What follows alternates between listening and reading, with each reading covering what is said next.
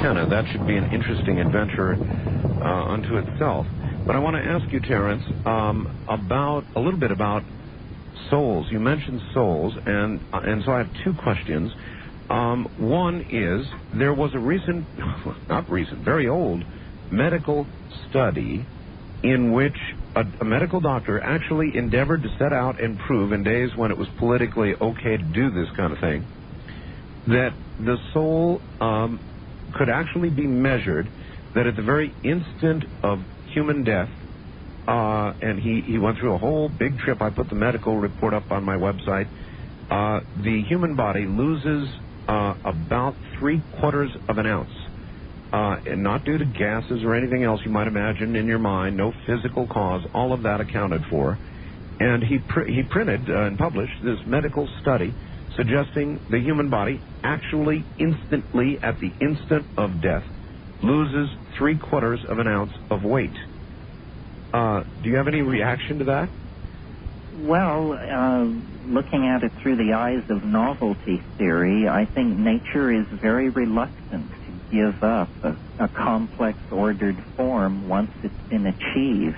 I've noticed that the difference between living organisms and things like chairs and tables, the chairs and tables don't metabolize.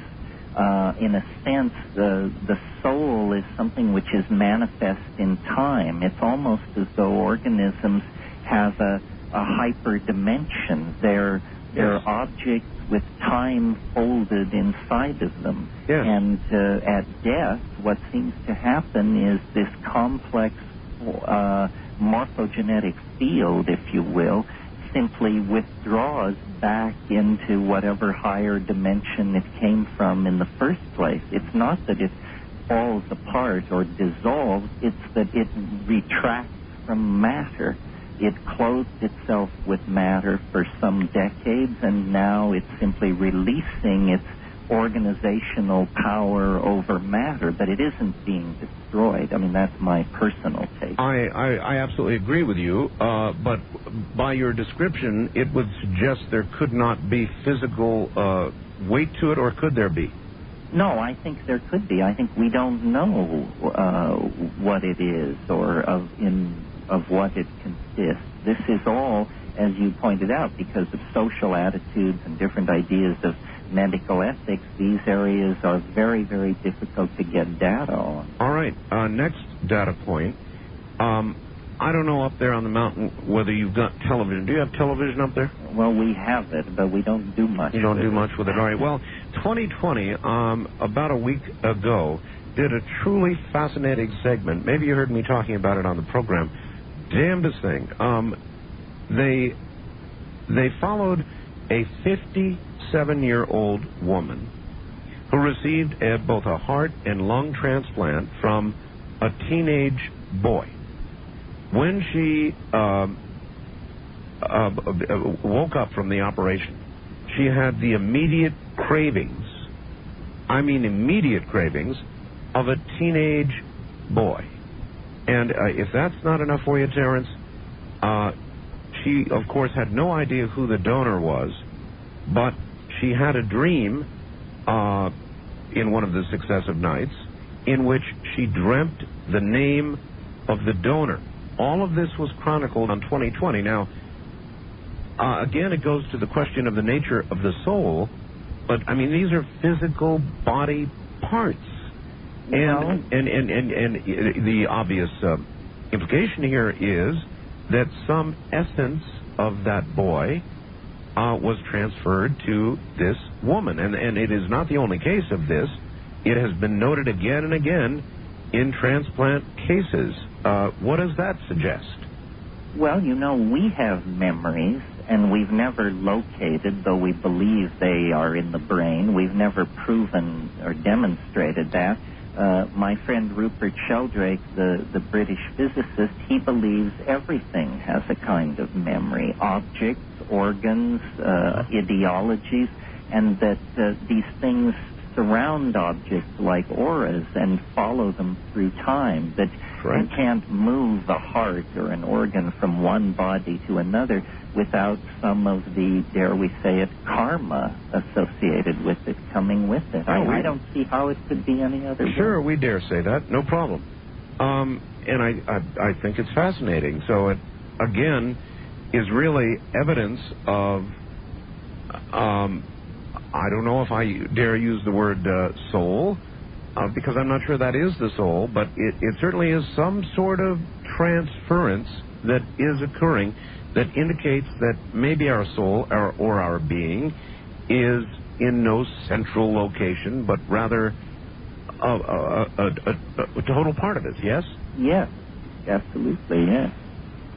All right. I would like to begin taking some calls here and let them ask you some questions. First-time caller line, you're on the air with Terence Mckenna in Hawaii. Yes, Terence, I got so many ideas I wanted to question you about, but I'll try to limit it. As far as souls go, would we agree that the electrochemical energy in the brain has to go somewhere after death? Yes, this is what we're saying, that in a sense it withdraws into what I call hyperspace. In a way you could say the body is a lower dimensional sectioning of a higher dimensional object, which is the soul-body complex. Mm-hmm. And on the other point I wanted to touch on, as far as your uniqueness curve, how do you account for the chaos theory that there are random particles in the universe affecting the interaction of particles that they come by? I will agree with you that nature as a large system is circular. It recirculates. I mean, there are cycles, but I'm not sure that's what the time wave zero theory suggests at all. No, I think this word you introduced into the question, random, this word is a word out of probability theory and statistics. I mean, there may be random processes in the universe, but so far the only ones we've ever found were inside random number generators produced by mathematicians. In other words, it's a nice, simple supposition to suppose there are processes that can be described as random, but the more we look at nature, the more we find order. Chaos theory is misunderstood by a lot of people as using the old notion of chaos as disorder. But what chaos for modern mathematicians is almost a super kind of order, a super fecund medium out of which perturbations to higher states of order can spontaneously emerge. This is what Ilya Prigozhin and Ralph Abraham and all these people are talking about. I want to ask you something, Terence. I interviewed a scientist who now has a private company called Pear Inc. He produces, you may know about this, he produces a computer program in which you are able, which is a gigantic random number generator designed to run on a good, fast computer. And it enables you to pull down two pictures. For example, one of random absolute noise on the left, and the other of, it wouldn't matter, the scene of a mountain or any other physical photograph that you might want to bring down. It gives you many choices. You put them side by side, Terence, and then the process of randomness will begin in the computer, and your job is to sit in front of the computer and to cause the random noise, well, you can do it either way, cause the random noise to disappear, bringing the picture into perfect clarity, resolution, or you can work on it the other way and try to cause the picture to be completely consumed by the random noise. And the suggestion is, and there is a rating given at each sitting, the suggestion, and apparently the proof is, that you, with your mind, are able to affect a rapidly generating random number a sequence generator, whatever. And by God, you can sit there and do it. Yes, there's a site on the web called the Retro Psychokinesis site where they claim you not only can move these random number generators around, but you can move them around in the past. In other words, wait, in the past? Yes. In other words, they invite you to, numbers are being flashed on the screen. They invite you to concentrate on the numbers being odd or even. And then they demonstrate that to a small percentage, people can actually push this in the direction they want it to go. So what does that suggest? It is really the same thing I described to you, just a different method. Same thing, though. Well, but then there's another wrinkle. They tell the people they're generating the numbers in real time, but they've actually made a tape 3 weeks before and put it in a vault, and the people are still able to push it the way they want. In other words, in some sense, they accomplished what they set out to do before they set out to accomplish it. Oh, my.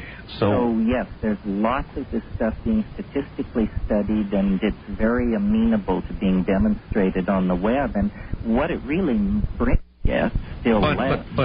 But that is a form of time travel to the past. I think what we're going to discover is that how you move around in time is not determined by the laws of physics, but determined by cultural programming.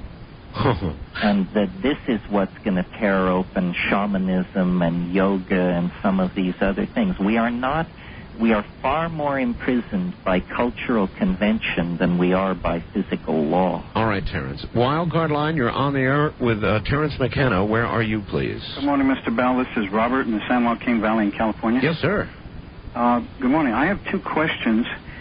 But, Mr. Bell, I'd like to say first, I heard earlier on the news that scientists have discovered a substance in cats' brains that enable them to, when they take cat naps, if you recall, when they wake up, it's instantaneous and they're very alert. They said that this will lead within the next 2 to 3 years a sleeping pill for humans without side effects, where when they wake up, they will wake up instantly and alert. And we shall call it the catnap pill. Fascinating. Yes, sir. All right. Yes, sir. Terence, sir. Sure. Fascinating, sir. I'm really enjoying listening to you. I have two quick questions.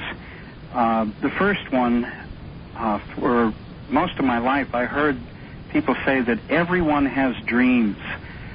I never recalled a dream, and about 8 years ago there was a scientific report that stated that there is approximately 5% of the population of people that do not have dreams. When I go to sleep, it's like a rock. And I wanted to mention that, and then I'll give you my second question. I'll listen to you. The little slice of death. Yes. Mm-hmm. Terence? The last question, Mr. Bell had a guest, Ed Daines, remote viewer. Oh, yes. He mentioned in his remote viewing, he could not see beyond 2000, was it 12, Mr. Bell? Yep. Now, and Christians refer to the rapture. I'm just wondering what your take would be on all of this. All right. Very good. Both good questions. Let's tackle the easiest one first, dreams. I'm not aware of a study that suggests that 5% of the population doesn't dream. Most of the people I've talked to suggest that everybody dreams. Maybe 5% don't remember them. And we were talking about dreams earlier with respect to DMT.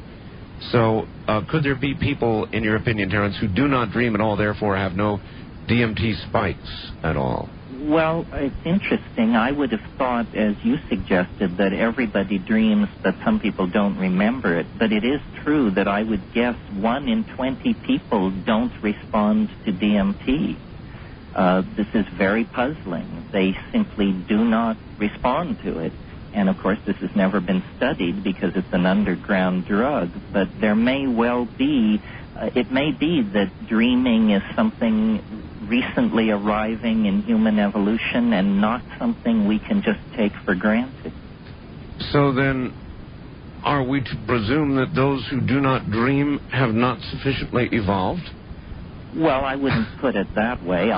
Too cruel, huh? You know, everybody has different genetic strengths and differences. Maybe they've got a hell of a backswing. I don't know. Or, to be fair, perhaps we could suggest they are the ones who have evolved past the need for it. I want to be kind to them, Terence. There you go. All right, hold on, Terence. Rest, and when we come back, we'll tackle the second part of the question, which involves remote viewing and the realm in which that occurs. Fascinating stuff. Terence McKenna, right back. This is CB's on the Labor Day edition of the best of Coast to Coast AM with Art Bell. From May of 1997, it's Art and his guest, the late Terence McKenna. Art Bell will be back live on the air tomorrow night, Tuesday night, Wednesday morning. And now, enjoy this encore presentation of Coast to Coast AM with Art Bell. Once again, here I am. Good morning. Terence McKenna is my guest, and oh, what a wide variety of reactions, indeed, we're receiving. To some, Terence is a heretic. He's dabbling in the black arts, witchcraft, magic, perhaps even the Antichrist. To others, this kind of reaction, Art, I'm a computer artist programmer. Consider myself a very intelligent person. I've been listening with absolute fascination. I think that your guest is right on the mark. It explains everything very succinctly. It's brilliant, period. That's Dave in Milwaukee. And we'll get back to Terence in a moment. Okay, back to Terence McKenna on the big island of Hawaii. Terence, remote viewing, I'm certain you know what that is. Sure. Sure, good, okay. What realm are remote viewers operating in your view? Is it the same realm that one might achieve through various methods, including the chemical method you referred to? Well, I'm sure you've heard about Bell's non-locality theorem and the rise of the idea of non-local information in quantum physics. I think what we're going to have to face is the idea that through the imagination, all information throughout space and time is somehow accessible. The body tends to localize consciousness because consciousness associated with the body has developed to protect the body, basically as a threat detection device. But the imagination, which we tend to think of as something we make up or we create, I think is actually something we're embedded in.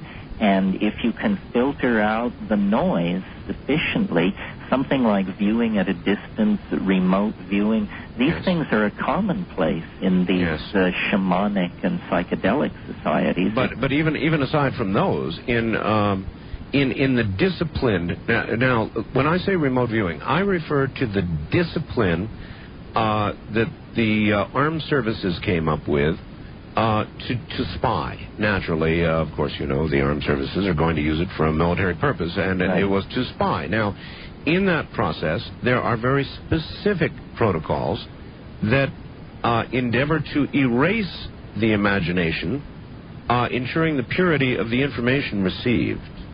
Well, this is the projective imagination of the individual meeting the incoming signal of the great beyond, the great whatever it is. And yes, I think a talented remote viewer is someone almost empty of projection so that they can actually feel or intuit the incoming signal. I imagine it's a very delicate thing, but I also imagine with the proper kind of feedback to tell you when you're doing well, it's probably something that could be coaxed out of most people. As I said in the last hour, we're more imprisoned by what we think of as culture than by the laws of physics. All right. Wild card line, you're on the air with Terence McKenna in Hawaii. Hello. Yes, hello. Where are you? Where are you? I'm Richard, and I'm in St. Peters, Missouri. All right. Mr. McKenna has been giving me some insight. I have been working with a system of divination called geomancy, and it consists of the generation of figures consisting of points. I use dice to generate the figures. Once the figures are generated, then a reading, in other words, a combination of figures, gives insight into future events. It would seem as though I've been working on this for 3 years, and I've gotten it down to the point where I've got a card reading system that is basically self-programmable, which to me is fascinating because my clients have in some way focused on the dice to create the pattern, and in so creating the pattern, I get insight into when things are going to occur and what things will happen to them, and it's on the money. Yeah, I'd love to say it's 100%, but it would suggest to me, other than synchronicity, that consciousness with a simple focus, dice, can travel through time, which I believe is what Mr. McKenna is talking about. Well, maybe it is, and maybe it isn't. It's the same idea, or it sounds like the same idea, but perhaps without the same documentation and a flawless performance. Terence? Well, all over the world there are these divinatory systems. Chinese geomancy, tarot cards, the Maya have a system of throwing crystals and small rocks. And skeptics who deal with these things, who are usually anti the paranormal, always come back and say, well, it was uncanny. It seemed to work.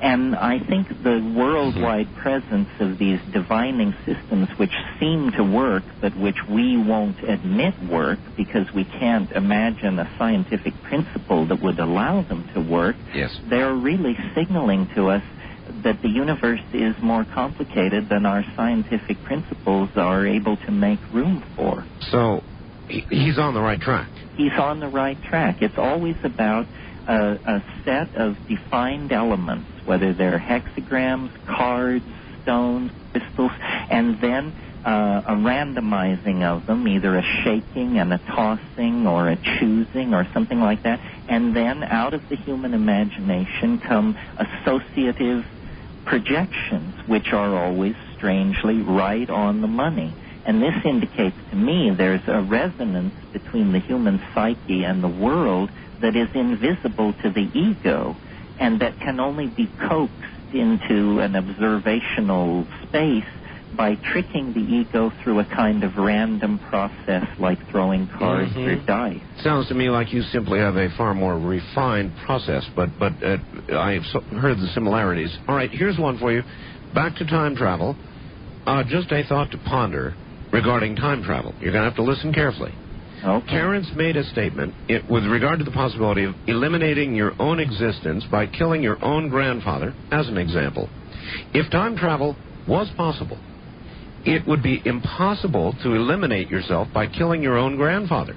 The reason for this being that if time travel is possible, then time would be kind of like a loop tape which is constantly replaying itself. By killing your own grandfather, you would cease to exist. Therefore, as the loop replays itself, you would not exist to be able to kill your own grandfather. Consider it.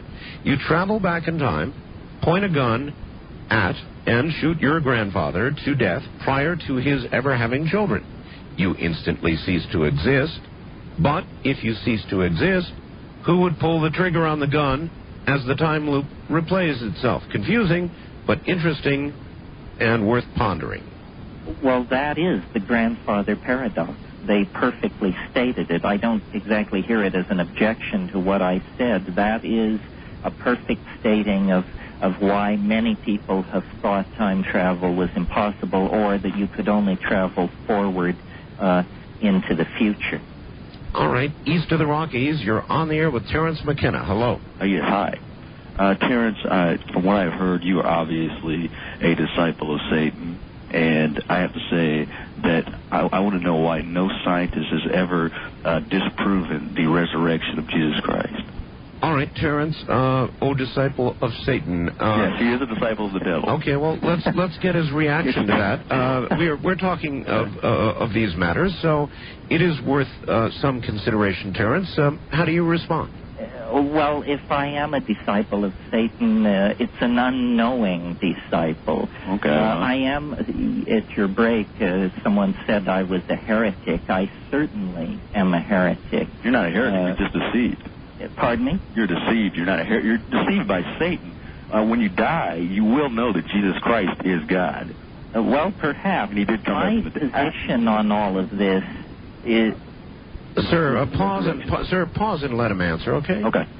Yeah, my position in this is that we're not in this world to choose between good ideologies and bad ideologies. I think that's sort of, I don't know, maybe this is middle age setting in on me, but I've sort of come to the conclusion that all ideologies are the enemies of human freedom, and that we're not, you haven't made progress when you choose existentialism over Christianity or anything over anything.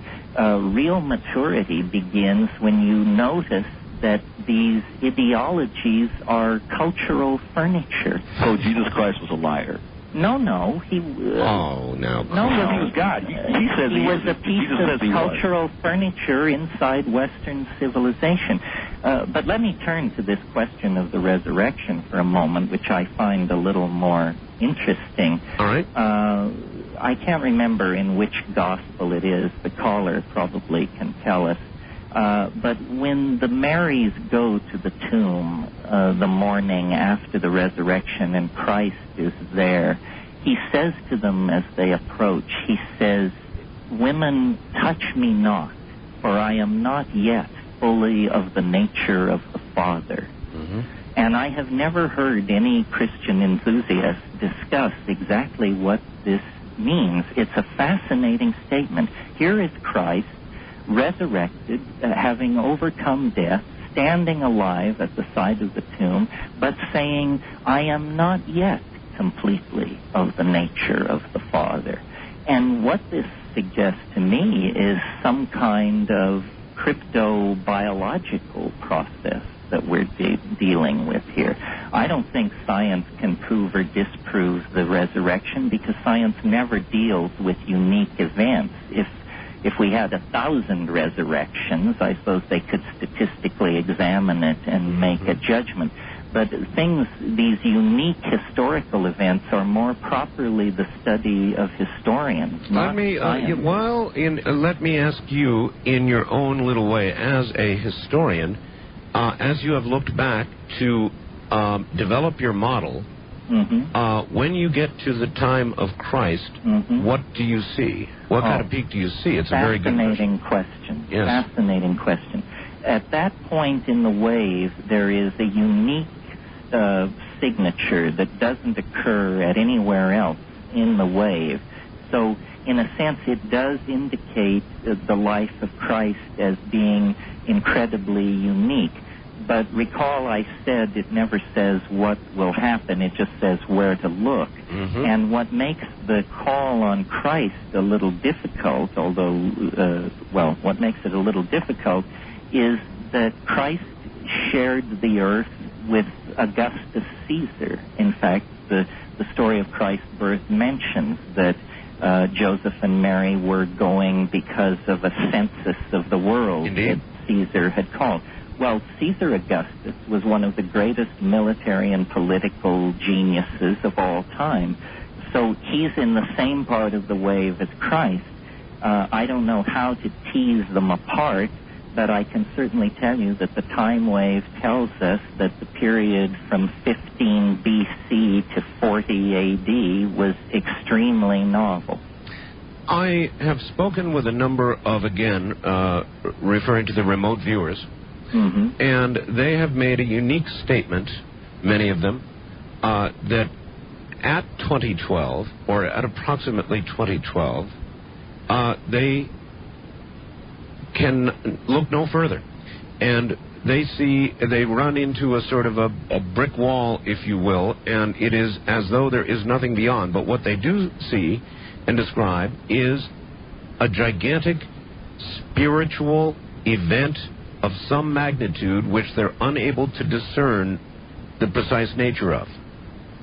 I could climb aboard all of this. I think we're headed for everything we can imagine. In other words, the resurrection and the life, the overcoming of three-dimensional space and time travel, star flight, immortality, planetary telepathy, consciousness out of the body. It will be delivered by human hands, out of the human imagination, under the prompting of the gods and the entities and the forces in the human unconscious. It is fortuitous, Terence, that we are doing this program and recording all of this for history, for the time after they toss you into the volcano. West of the Rockies, you're on the air with Terence McKenna. Hello. Terence. Hello? Yes, where are you, sir? I'm in Prince George, B.C. British Columbia. Way up here in Canada. Okay. Friendly neighbor to the north. Yes, sir. I'm just getting a little disheartened by some of these weird Christians, but that's beside the point. I wanted to ask Terence if he'd ever read any Castaneda. Oh, yeah. I read a lot of the early stuff. A lot of the early stuff. There's a later one called The Fire from Within. And for any of the viewers out there who are digging this, which I am, I'm only 21, but I've been waiting 1,000 years to hear this program. But look, I mostly have listeners. Now, I'm not saying some are not viewing, but mostly listeners. Oh, viewers, listeners. The ones who are of my persuasion might be viewing. Well, you got to use the real eyes. But anyways, The Fire from Within, it's basically, I just wanted to state that it covers exactly what's been discussed here tonight. And for any of the listeners out there, I'd just like to say that if they're into it, and maybe Art yourself, if you dig that, if you're digging what Terence is saying tonight, that maybe you should read that book. Maybe I should read that book? Yeah. So, Terence, you've not read the book? Not that particular one. I read the early Castaneda things. What do you think about it? Well, I think that he, in the earlier ones, he was truer in his description of the methods. In other words, I think that any claim to be able to penetrate these places regularly and effectively that isn't psychedelically based, in other words, that doesn't involve alteration of consciousness, has to be looked at very carefully. And what goes on in those Castaneda books is he starts out talking about Datura and peyote and this and that, but then in the later books it becomes more about these techniques and quasi-yogic stuff. But why is it... but wait a minute, I have a question. Why is it not possible, Terence, that once one is introduced through the chemical method to these alternative realities, that one eventually may not discern a path without their use? Well, in principle, it's possible. It's just simply in a lifetime of looking into this, I've never seen it in a convincing form. And a point that needs to be made here is a psychedelic experience is not like meditation. It's not like anything else. Meditation is pretty, nobody goes to the ashram in the morning with their knees beating together in terror over what's about to overcome them. On the other hand, DMT test pilots are dry-mouthed and white-knuckled. This is the real thing, folks. He says it becomes a matter of saving and rechanneling energy. Well, if you can do it without the plant ally, I take my hat off to you. If I found it happening to me, not in the presence of the ally, I would be extremely agitated and upset. I don't want to be able to achieve these states on the natch. They're too titanically alien and strange. That's interesting. That's interesting. In other words, you are suggesting that that you are very, very comfortable with the chemical avenue, because to have it otherwise would be so disconcerting as to possibly. I'm not sure, Terence, but it may bother me that I understand you so well. I thought it might. I thought you and I were kindred souls when I looked at your book about the quickening. Art, I think anybody who is stretching into this stuff comes to the same conclusion, that things are moving faster and faster in a very bizarre direction. I agree. Terence, can you stick around for one more? Yeah, one more. Good. One more it is then. Terence Mckenna is here. It's a rare opportunity for you, truly a rare opportunity. So I would suggest that you go to your telephone and join us if you are able. If not, and you would like to get a copy of this program, you can do so beginning now. It'll be a, 4-hour program by calling 1-800-917-4278. It'll take some re-listening. That's 1-800-917-4278. From the high desert, this is CBC. How are you? Good. How are you? I'm doing pretty good. I want to ask you a couple questions. Do you think the reason why people generally, like remote viewers, for instance, lose credibility is because, like psychics, they have a distasteful track record and don't predict stuff like the Oklahoma bombing or a bank robbery before it happens? And do you think that time machines can be, the possibility of the future of time machines might have something to do with something that's very normal in nature, such as extreme shockwave technology and just normal physical things that happen generally and the mainstream physics that will create synthetic time travel reality? Well, I don't know from what direction time travel is going to come. It used to be completely unrespectable to discuss it in the scientific literature, and if you run literature searches now, you'll see over the past 10 years this has gone from unmentionable to quite respectable. Right. There's a book called Time Travel in Physics and Science Fiction by Nabum that will definitely bring you up to speed on the many, many approaches to time travel. It's been known since 1948. There was a paper by Kurt Gödel with a scheme for time travel that would work. It simply requires that you spin a cylinder half the size of the solar system at the speed of light. Yes. But everybody agrees if you could do that and then travel along its transverse axis, you would be moved backward into time.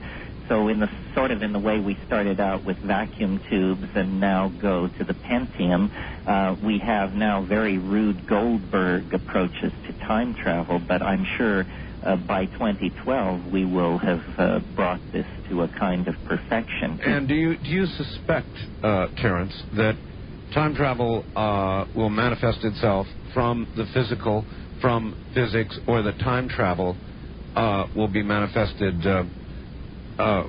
from within? I think we're going to find a way basically to obliterate the difference. It's only been 500 years since some Europeans sailed over the horizon and found the lost half of this planet. That's right. And I think the human imagination is as solid as the real estate you're standing on, Art, and that when this is understood, there will be a kind of migration into the human imagination, and that this is, time travel, space flight, immortality. We have these terms for these things, but what is really coming is going to be all this and more. Our way of talking about it is inevitably incredibly quaint because we talk about it inside the very culture it's going to make obsolete. It sure would do that. Terence, a lighter question. This comes from my wife at the beginning of the program. She knew that you were the one to follow on in Timothy Leary's footsteps, and so she thought she would ask you.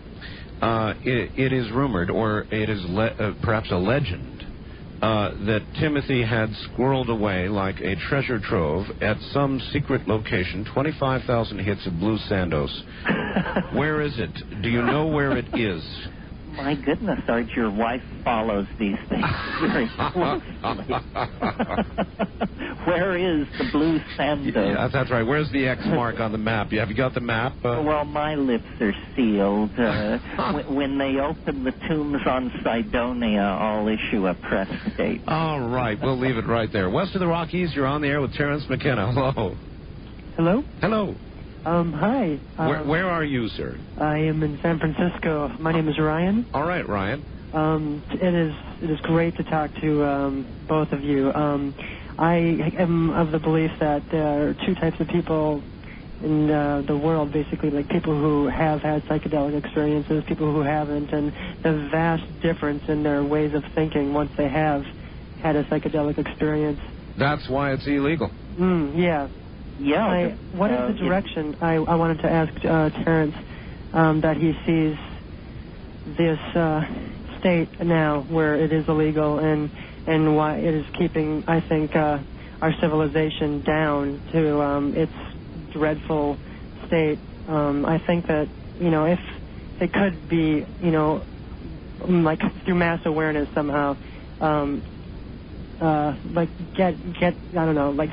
just wish it could be legal so people, I think, could go to the next level that we are, coming to so fast with things speeding up. I mean, everybody feels it, I believe, everybody that I know. Did you say next level? Yes. You're calling from San Francisco, not Rancho Santa Fe, right? Yeah, exactly. Yes. Let me say this. I mean, I'm a bit of a pessimist on this subject because I take psychedelics so seriously. I can't imagine them ever being really legal unless there's a total social transformation, because my analysis of it is the reason everybody from a Marxist state to a Christian oligarchy to a high-tech industrial democracy can get together and agree that psychedelics are a terrible, terrible thing is because the social effect of psychedelics being taken by large numbers of people is a kind of deconditioning from the cultural myths. Whatever they are, it's no knock on any given society. Mm-hmm. It's just that if people start taking psychedelics, they start questioning what they've been told about reality. And culture is in the business of keeping you inside a set of predetermined answers to those questions. Well, based on that, then, Terence, perhaps legalization day is 2012. Well, there you go, Art. There's an apocalypse that would shake our world and leave the heavens intact. The day that drug war ends.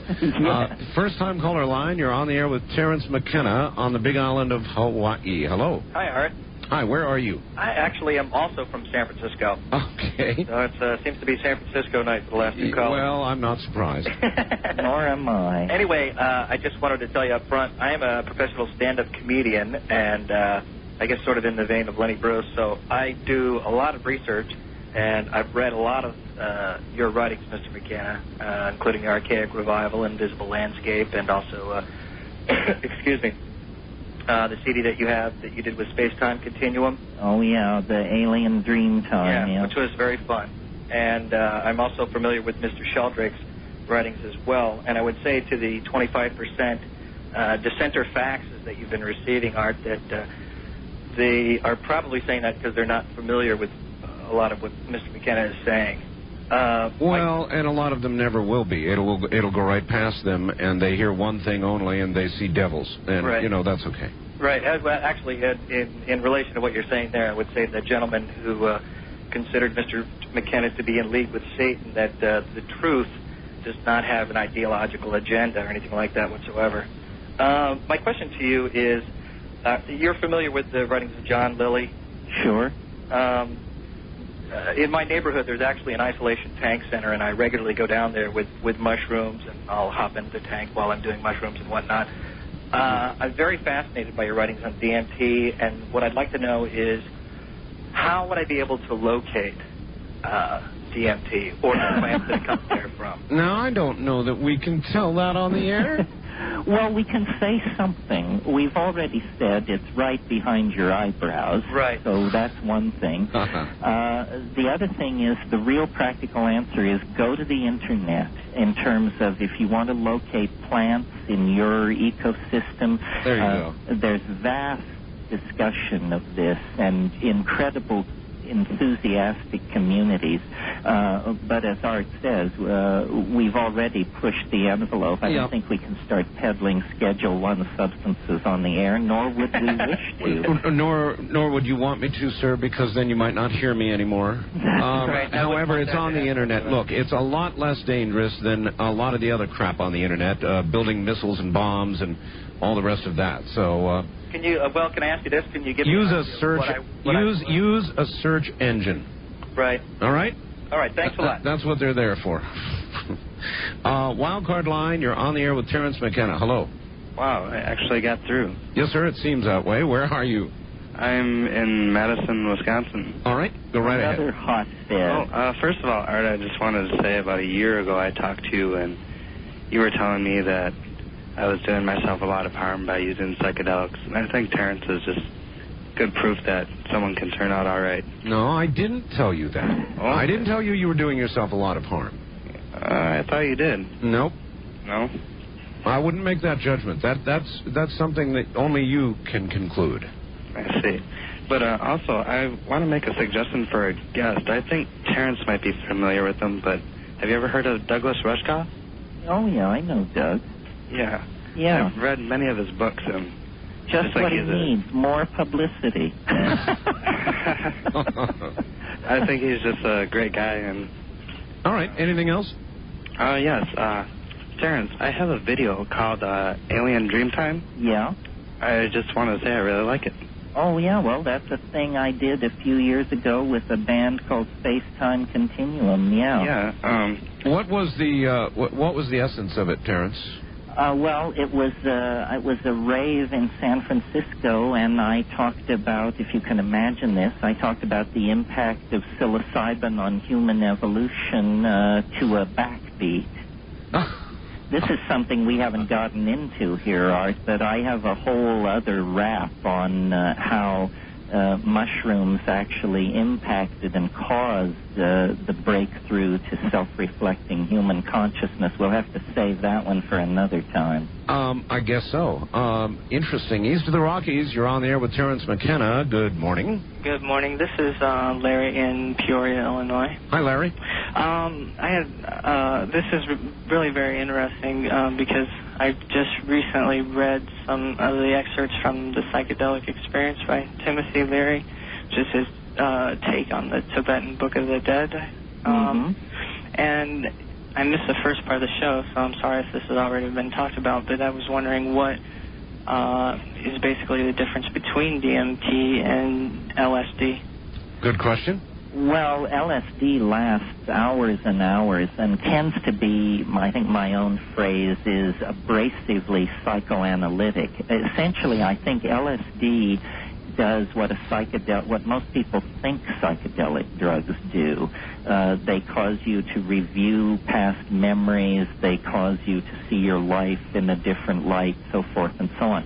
DMT is not like that. It seems to go beyond the personal dimension. It doesn't matter, I think, who you are or where you started from. It carries you into its own world, a world that is alien on its own terms and doesn't have a lot of information in it about your psychology or your dilemmas.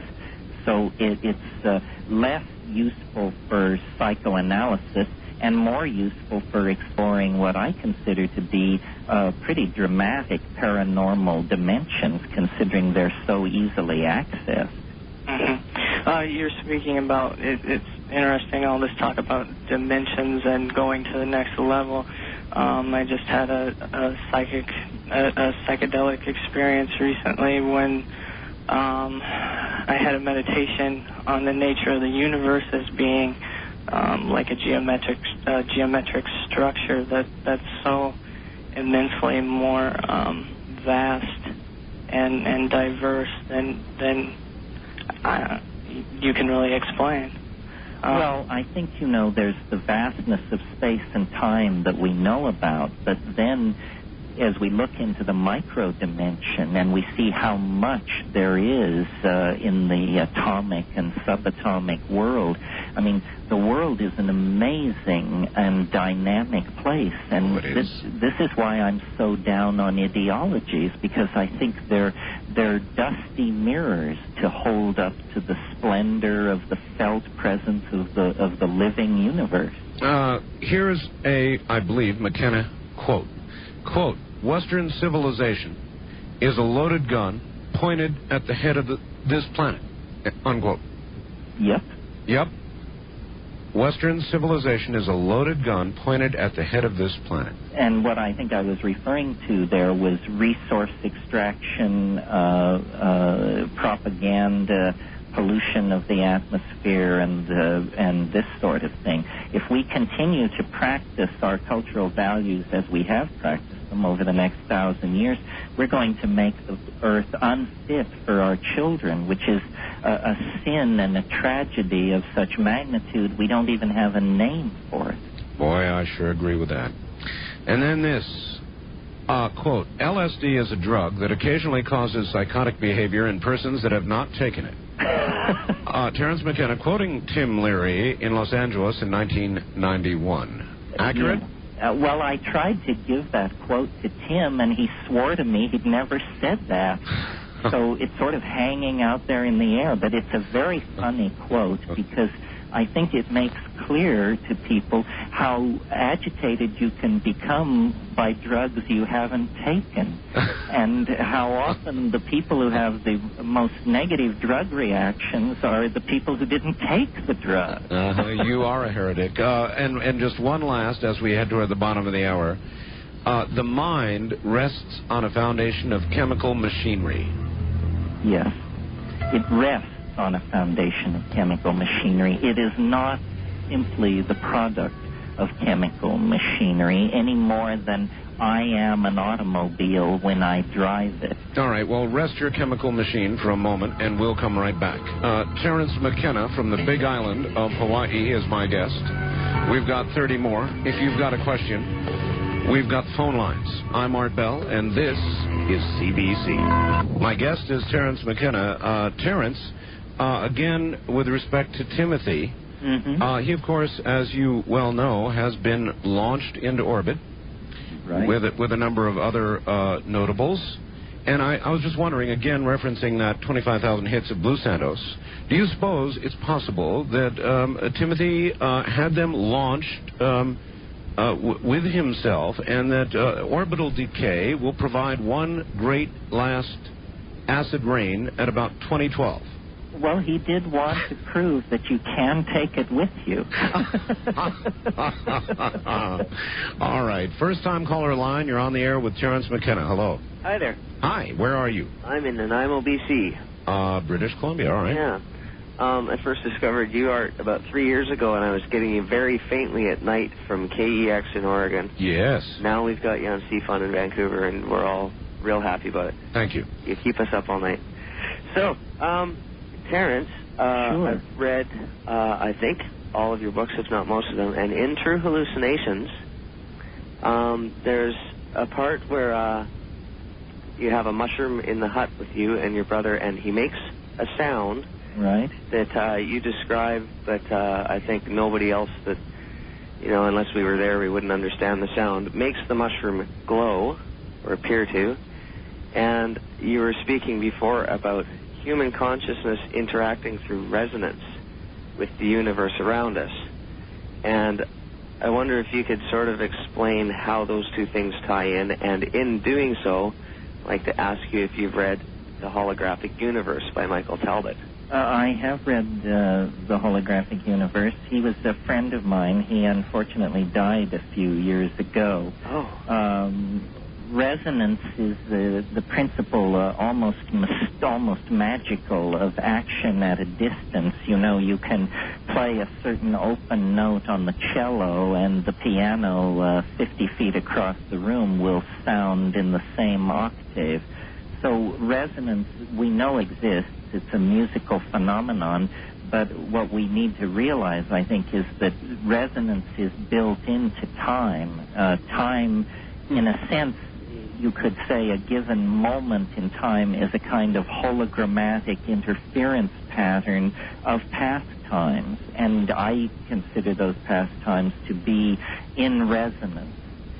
So one of the things Art and I haven't discussed tonight about my time wave is that it does allow you to look at a certain period of time and decide what it was in resonance with in the past, and those past epochs that are influencing it, then their influence can be seen in popular fads, furniture styles, what movies are up, that sort of thing. Mm-hmm. Now, with the DMT, you say it's produced in our bodies.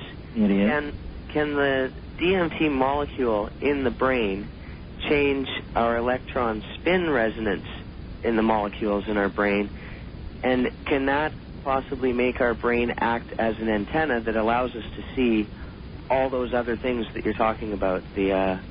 Well, these are the kinds of ideas that my brother and I were playing with clear back in the early 70s. And the tragedy, one of the tragedies of the repression of psychedelics is not that they were taken out of the hands of the curious public, but that they were made off limits to scientific research. Not that anybody put up a sign, but it was very clearly understood that pharmacologists who specialized in psychedelics could expect to be passed over, not promoted, not given the plum jobs. I could spiel off a dozen questions, very interesting central questions about the mechanism of psychedelics that we could answer with ordinary clinical studies. It's simply that how do you do ordinary clinical studies on substances that the government has made illegal? It's impossible. Of course you don't. Wildcard Line, you're on the air with Terence McKenna. Hi. Wow, this is a very serendipitous meeting. Thank you. I play around with a lot of EEG for the last few years, and I find that I do serendipitous things, but unplanned. Hey, thanks, Art. Sure. What do you think? Well, there was one physicist, I can't think of his name. He describes time as nature's way of keeping things from happening all at once. That's exactly what Terence just said we're going to come to at the 0 point 2012. Yeah. Yeah. Well, I wanted to get back into a little bit of physics, but almost cosmic physics, having to do with black holes. Okay. And I wanted to ask you how you felt about the black hole being nature's way of the ultimate recycling device in the universe. Well, it certainly is this. Anything which falls into a black hole is deconstructed down to spin and angular momentum, and I think all other information is stripped out of it. I think, if there can be gravitational wells like that, then there can also be the kind of novelty wells that I'm suggesting. In other words... Novelty wells? Well, if statistical probability is not a very clear way of looking at the universe, if in fact probabilities vary through space and time of any given event, then there will be areas of extremely high improbability and conversely probability. So I think we've got to get past this idea of time as a smooth surface and begin to think of it as a kind of landscape, an area, a place where some things are more probable in some places and some things more probable in others. You look for water in the bottom of the valley, you look for glaciers up on the slopes. I think time has a topography. It is a topological surface of some sort, and science in the West has just completely sailed past all this. Well, how is it described? Well, I don't want to make it a long thing out of this, but... Well, in Newton, it's described as pure duration. In other words, perfect flatness. Then Einstein comes along and he says, well, no, in the presence of massive gravitational objects, space-time has a very smooth and slight curvature. What I'm saying is that even at local scales, time is variable, and that when we explode time at any scale, we discover the same fractal patterns as we're seeing on scales far above and far below it. So really, the far in and far out of it, too. Far in it and far out of it. So really what it is it's like a Fourier transform or something like that. It's a holographic matrix that is self-similar on many scales. The organization of a galaxy, the organization of an atom, these things, in my theory, are morphologically linked. They look that way because they are linked across scale and across space and time by an underlying architecture of the universe. You know, there's a big mystery now in cosmology, the dark matter mystery. Where is 90% of the matter? For the galaxies to be hanging together under the laws of gravity, 90% of them must be missing. Well, I say there's no missing matter. What's missing here are some laws, and the laws that's missing... Could it be consciousness itself? Well, it's this appetite for complexity, that every particle in the universe participates in this. The galaxies hang together as spirals because it's the more novel thing to do, not because they are under the control of gravity, but because there is a cosmic law of aggregation toward novelty that we've missed. Would the Fourier be a way of measuring that, say with Fourier measurement of the brain itself or EEG? Well, you could measure it. You could measure it in a Fourier matrix. You could measure it in many different kinds of matrices. The point is to demonstrate it to somebody outside the system who's looking at it. I think the great breakthrough in mathematical modeling of nature in the last 20 years has been the discovery of fractals and self-similarity on many scales. And this is part of that. What I'm saying really is that time is a fractal structure. It can be defined by a limited set of variables and then iterated on the micro scale, the macro scale, the human scale. They're all operating under the same architectural constraints, but at different scales. You know, when I talk to my friends in the EEG world, I do a lot of EEG spectral analysis and stuff. They think I'm nuts. Well, you thought I say, well, if you want to buy my machine and operate, this is how the universe is. And when I speak in these terms, it's like it's in a big hall, you know, empty room. There's a lot of confusion in the sciences right now. The complexity people are not talking to the dynamics people. The poor materialists have all been crowded into biology. Meanwhile, over in quantum physics, they're talking like occultists. And none of the news has reached psychology and sociology yet. The house of science is in incredible disarray, and it's because science's wish to describe nature, they've now dispensed with all the easy stuff. Now we're asking questions like, what is language? What is mind? What is process? These are very deep and difficult questions, and I think they're going to cause a revolution in the science and a reformation of its methods, or science is not going to be adequate to the game. Well, perhaps after some period of anarchy. Yes, well, that's what we're going through. East of the Rockies, you're on the air with Terence McKenna. Hello. Hello there. Hi. Hi. Hi, I just want to start by saying thanks. And I wanted to say it's an honor to speak to Terence. I'm a big admirer. Where are you, sir? I'm in St. Louis. My name is Alex. I'm 21 in St. Louis, Missouri. All right. Okay, and I wanted to start by actually commenting on a couple of things that have been said earlier this evening. One, I'm looking really forward to 2012, and I'm looking really forward to being part of human evolution and being in control of that, really. And I wanted to say about the throwing out of the rock that, you know, it seems kind of like that God has already thrown out the rocks on this planet, you know, and that is plenty as is. You know, that is the way things are. That's the planet as we have it, and that should be plenty of knowledge as is, you know, for us to understand everything. And I've had some experience with psychedelics, and I'm not finished yet, far from actually. And but the truth to it is that my own personal belief is that you achieve true enlightenment after being sober and meditating in sobriety and getting inside yourself. The truth is not outside; it's inside.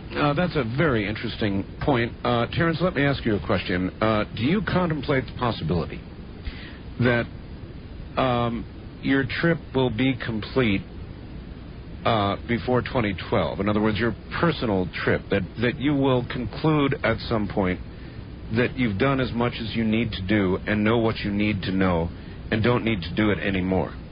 I can imagine that.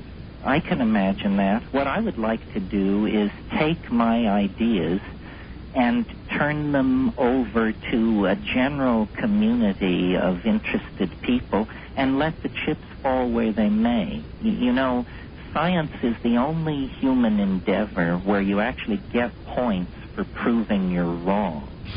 And I love that approach. I'm not interested in pontificating or building dogma or founding a cult.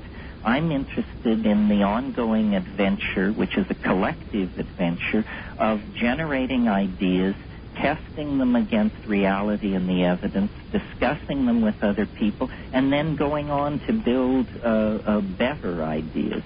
And I cannot believe that Time Wave Zero is finished or complete because I have finished with it. I'm hoping that, like work done by greats in the past, this thing can actually be validated as a real insight into how nature works. Right. Well, that would have been an arrogant attitude, and I'm glad to see you're not displaying it. Yes, I would like to see this thing broken on the wheel of rational discourse or progressively advanced to new levels. All right. West of the Rockies, without a lot of time left, you're on the air with Terence McKenna. Hello. Hi, this is Dan from Northern California. Hi, Dan. Hi, quick question, Terence. Yeah. On your book, Food of the Gods, you talked about early proto-hominids encountering, psychotropic plants, I guess psilocybin, right, and that, being sort of the catalyst for this, incredible leap of human consciousness. What about the next step in our evolution? Do you see it coming through some sort of psychoactive substance that we either have yet to develop or encounter? Well, I think that we have encountered these things. I think the enormous creativity of the last half of the 20th century is a direct consequence of the rise of psychedelic chemistry and the breakdown of barriers between cultures. In other words, most of the people designing and building the Internet have psychedelics in their past. Most of the people in the music business, in fashion, in media, in scientific research, medical research, architecture, the dirty little secret about the creativity of 20th century civilization, at least in the last half of the 20th century, is that it rests so firmly on a psychedelic base, and yet we deny that. I've got one final question I've got to pose to you with regard to our discussion on the Internet. I interviewed Charles Osman, an expert in nanotechnology. He predicts that within the next few years, or even less, we will begin to encounter sentient entities within the Internet. Artificial intelligences. I believe that will happen. Hans Moravec has written a lot about this. He would be a guy for your show, Art. And he's talked about how these AIs, these artificial intelligences, they learn 50,000 times faster than a human being. Well, you turn one loose on the Internet where it can talk to all these computers, it can make 50,000 years of progress in 1 year. Moravec thinks we're not even going to know what hit us when these things come into being. Listen, time as we must measure it is coming to a close. How many books have you written? 5 or 6.